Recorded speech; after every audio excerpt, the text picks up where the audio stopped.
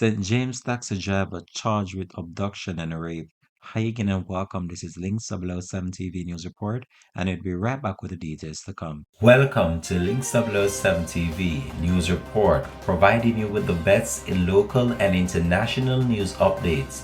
This is a place where you can get the most reliable and informative news information. Links 007 TV News Report.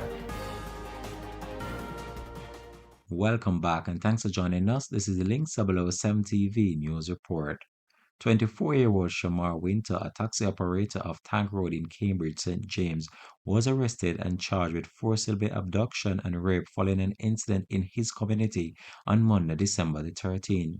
Reports from the St. James Center for the Investigation of Sexual Offenses and Child Abuse (SOCA) is that the teen was walking along the roadway when she was offered a ride by Winter.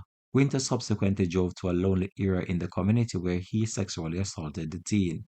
A report was made to the police and an investigation launched. Winter was arrested on Thursday, December the 16th along Barnett Street in the parish after he was pointed out by the teen.